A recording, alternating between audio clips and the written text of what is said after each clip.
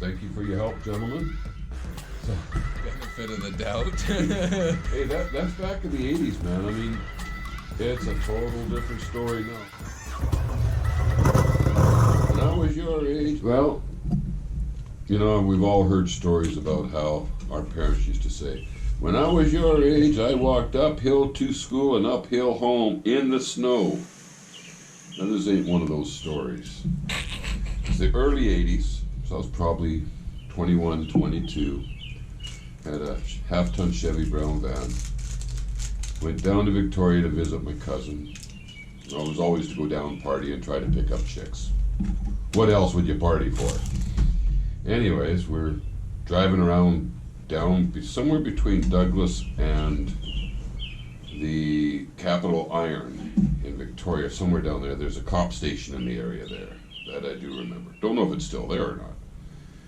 But so we had smoked a few joints, had a few beers, and this guy comes running out and says, "Get an ambulance, get the cops, this guy's being beat up." So my cousin, the idiot, turns around, goes straight to the cop shop, parks in front, and him and his buddy go into the cop station, tell them what's going on. So of course I'm sitting in the van, because you know, like, I'm new to this stuff, and it's like, oh shit, I come from a little town, what the fuck's going to happen? Well, we end up going back to help to where this happened, and so my cousin says, "Oh, we can help you, look." So me being on the defense right away, I says, "Yeah, I'll walk with my cousin. His friend here will walk with you, officer," which did not make me very liked. So we walked around a little bit, and finally, I don't remember whether we found it or the cop found it, but we found where the thing happened, where all the blood started and everything, and where the guy got beat up. So we go back to the van, we get in, and all of a sudden the cop comes over and he puts his elbows on the side of the van and looks in the window, because the windows are open. He says, "Thank you for your help, gentlemen. A little bit of a party happening here. We've got open beer, we've got a baggie laying there, we've got joints rolled. I would suggest you gentlemen go home and call it a night." Yes, sir.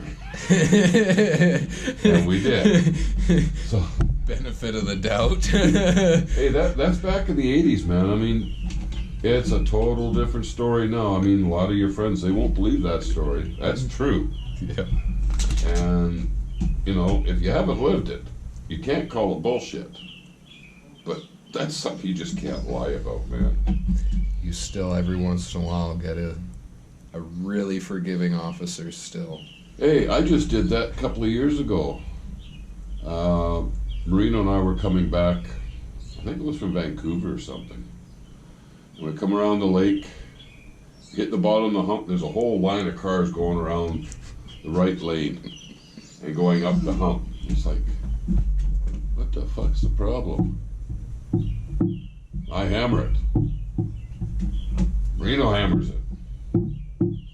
We get up near the end of the double lanes, and I see red and blues in my mirror, so I pull over. It pulls over.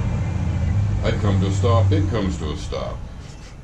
So I looks back and I yells, pointing up at, "Meet you at the truck stop." And off I went. He gets out, apparently, yells back at Marino, "Truck stop." Up on top we go. We go to the truck stop. Well, it's like, well, we're busted, right?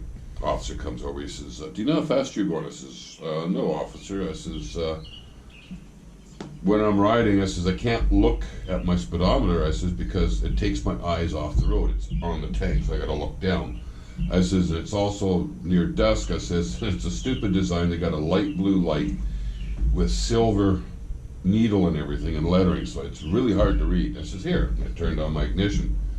"Oh, okay." He says, "Well, you were 1 kilometer under 40 over, and your buddy was 2 kilometers slower than you." "Oh, have your licenses?" Off. So we just, instead of freaking and everything, we just started talking about our next ride.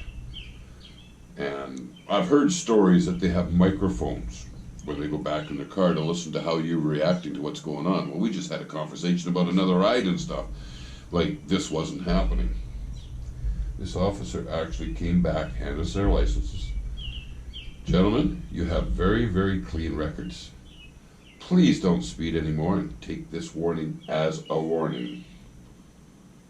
Yes, sir. Yeah. That's where he is probably like, okay, well, I'm going to take it on his word that he couldn't see his Speedo and his buddy was just trying to keep up. And that one was about 5 years ago. So, I mean, I got all kinds of stories I could tell you.